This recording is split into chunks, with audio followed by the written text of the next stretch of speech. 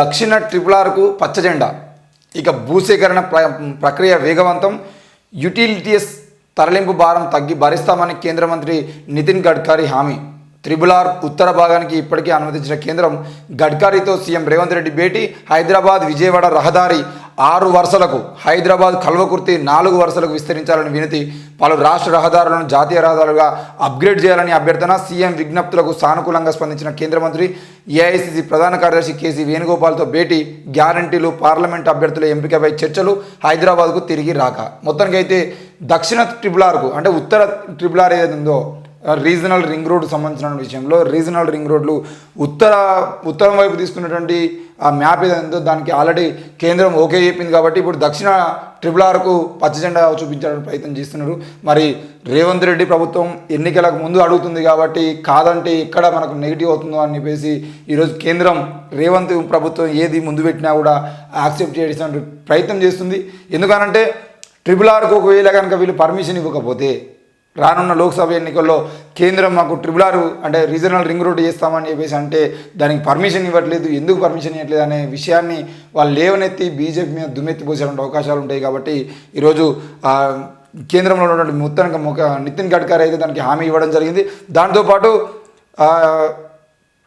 హైదరాబాద్ విజయవాడ రహదారి ఇప్పుడున్నటువంటి 4 వరుసల రహదారి దాన్ని 6 వరుసల రహదారిగా మార్చడం. దాంతోపాటు హైదరాబాద్ నుండి కల్వకుర్తికి సంబంధించిన విషయంలో కల్వకుర్తి ఇప్పటికీ అది సింగిల్ రోడా డబల్ రోడా అర్థం కాని పరిస్థితులు ఉంటాయి. దానికి రాకపోకలు పెరిగినాయి. మరి ఆ వైపుగా వెళ్ళి వచ్చేటువంటి వాళ్ళకి ప్రమాదాలు విపరీతంగా జరుగుతున్నా కూడా ఆ కల్వకుర్తి రోడ్ని కనీసం డబల్ రోడా సింగిల్ రోడా అర్థం కానటువంటి పరిస్థితులు ఉన్నాయి. కాబట్టి అది 4-వే చేయడం కోసం కూడా మరి వినతి పత్రం అయితే ఇవ్వడం జరిగింది. ఏది ఏమైనా విజయవాడ రహదారికి రాకపోకలు పెరిగినాయి.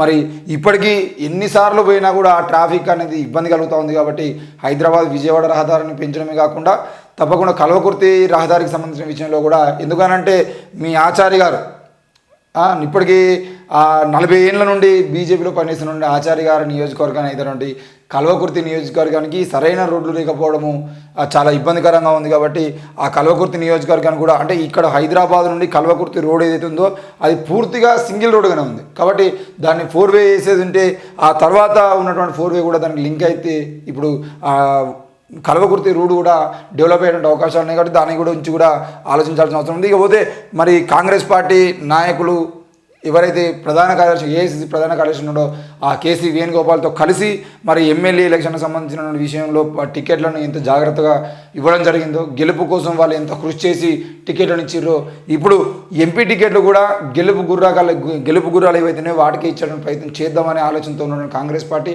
మరి అటువైపు బీజేపీ బీఆర్ఎస్ పార్టీలేమో 10కి పైగా సీట్లు గెలవాలని చెప్పేసి వాళ్ళు ప్రయత్నం చేస్తున్నారు.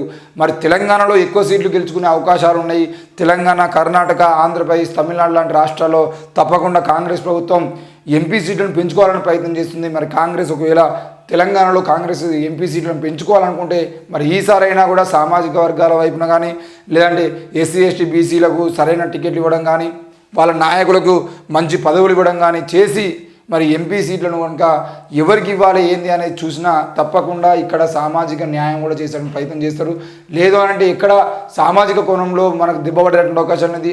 లేదంటే మహిళా పక్షపాతికి సంబంధించిన విషయంలో మహిళల విషయంలో ఎక్కడ మనకు నష్టం జరిగే అవకాశం ఉన్నది అనేది చూసుకొని అన్నిటినీ మించి తప్పకుండా కాంగ్రెస్ పార్టీ, ఎందుకంటే ఇప్పుడు అధికారంలో ఉంది కాబట్టి బీఆర్ఎస్ విమర్శ చేస్తుంది, ఎంఐఎం విమర్శ చేస్తుంది, కాంగ్రెస్ పార్టీ మీద బీజేపీ కూడా విమర్శ చేసేటువంటి అవకాశాలు ఉన్నాయి. కాబట్టి మరి ఎంపీ సీట్లకు సంబంధించిన విషయంలో అయితే మరి కేసీ వేణుగోపాల్తో రేవంత్ రెడ్డి కలిసి మాట్లాడి టికెట్ల గురించి అయితే చెప్పడం జరిగింది.